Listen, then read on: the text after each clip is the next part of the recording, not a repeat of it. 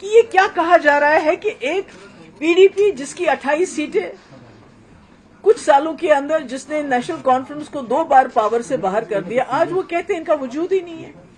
میرے خیال میں اس وقت جو لہجہ تھا عمر صاحب کا وہ بہت سخت تھا، اور اس سے میرا ورکر جو ہے بہت ہی زیادہ مایوس ہو گیا اور تکلیف بھی ہوئی۔ تو آج میں کس منہ سے جا کے ورکر کو بولوں گی کہ عمر صاحب کہتے ہیں جی PDP کو کینڈیڈیٹ نہیں اٹھانا چاہیے، ان کو ہمیں سپورٹ کرنا چاہیے؟ تو یہ کیا یہ آسان ہے؟ جب آسان تھا تب تو ان لوگوں نے کیا نہیں، جب ان کو ایسا کرنا چاہیے تھا تب تو کیا نہیں۔ اور جب آپ گھر میں کسی کو بڑا بناتے ہو، مالک بناتے ہو، جج بناتے ہو، تو جج کا فرض بنتا ہے وہ ذاتی جو مفادات سے اوپر اٹھ کے فیصلہ کرے اور انصاف کا فیصلہ کرے۔ تو مجھے لگتا ہے مجھے آج آپ کے ساتھ یہ بات اس لیے بھی کرنی پڑی کیونکہ ہر طرح سے میرے ورکر فون کر رہے ہیں، بہت مطلب وہ مایوس ہو گئے ہیں کہ یہ کیا ہو رہا ہے، انہوں نے تو ہماری اتنی بے عزتی کی ہے تو ہم کیا لڑ نہیں رہے ہیں؟ تو اس لیے میں نے سوچا کہ آپ لوگوں کے ساتھ بات ہو جائے۔ PDP کیا ان کو خوشی دینے جا رہی ہے، وہاں سے اپنا کینڈیڈیٹ کھڑا کرے گی؟ دیکھیے PDP تو انہوں نے تو ہمارے پاس کوئی راستہ ہی نہیں رکھا۔ عمر صاحب نے جس طریقے سے اور فاروق صاحب کو جو میں نے اعتماد دیا تھا، جو میں نے ان کی عزت افزائی کی تھی، یہ سوچ کے بڑے ہیں، سینئر ہیں، یہ اپنی پارٹی مفادات سے اوپر اٹھ کے سوچیں گے۔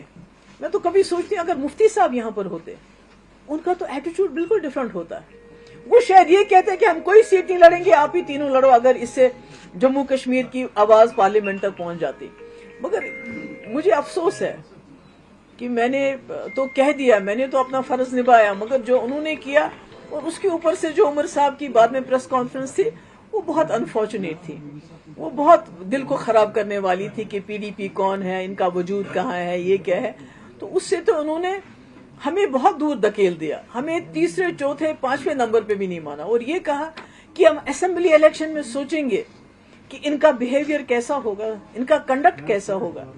تو یہ تو مجھے لگتا ہے کہ یہ زیادتی تھی، خاص کر میرے ورکر کے ساتھ جو بہت مصیبت میں میرے ساتھ اس وقت چل رہا ہے، جبکہ ساری ایجنسیز کا دباؤ، ہر مشکل اس کو سہنی پڑ رہی ہے، اور میرے پیچھے وہ چٹان کی طرح کھڑا ہے۔ تو اس کے لیے یہ بے عزتی میری نہیں تھی بلکہ میرے ورکر کی بے عزتی کی اس وقت عمر صاحب نے، وہ سب کچھ کہہ کے۔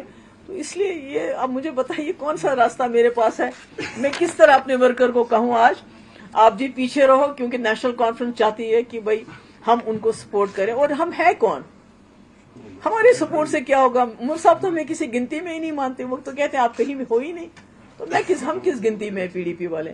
تو ہم اپنے حساب سے، اپنی مفلسی کے حساب سے، اپنی غریبی کے حساب سے اپنے کینڈیڈیٹ کھڑا کریں گے اور لوگوں پہ چھوڑیں گے لوگ کیا فیصلہ کرتے ہیں، لوگ کس آواز کو پارلیمنٹ میں پہنچانا چاہتے ہیں آج اس سچویشن میں۔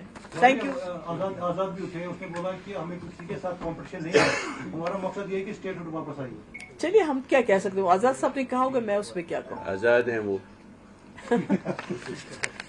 تو میم کیا ابھی تک کینڈیڈیٹس کا کوئی خاکہ آپ کے سامنے آیا ہے، کون کون سے، جیسے کہ نہیں ابھی تو آپ کو، میں تو نہیں ہوں، میں تو پارلیمنٹری بورڈ کی چیئرپرسن نہیں ہوں، اس لیے میرا وہ اعلان کرنا صحیح نہیں رہے گا۔ تو میرے خیال میں 1-2 دن میں آپ کو کنسلٹیشن چل رہا ہے۔ صاف ہو رہا ہے کہ PDP سبھی سیٹوں پر چناؤ نہیں، میرا مطلب کوئی راستہ چھوڑا کیا نیشنل کانفرنس نے ہمارے لیے؟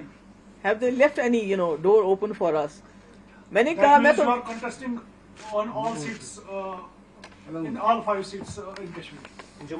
نہیں، وہ ابھی اس کا پکا نہیں ہے، مطلب جموں کے بارے میں بھی ہم نے سوچا نہیں ہے، پر یہاں کے بارے میں کنسلٹیشن چل رہی ہے ہماری۔ میرے خیال میں 1-2 دن کے اندر آپ کو جو ہے سارے جو کینڈیڈیٹس وغیرہ کے بارے میں بتا دیا جائے گا، ودن اے کپل آف ڈیز۔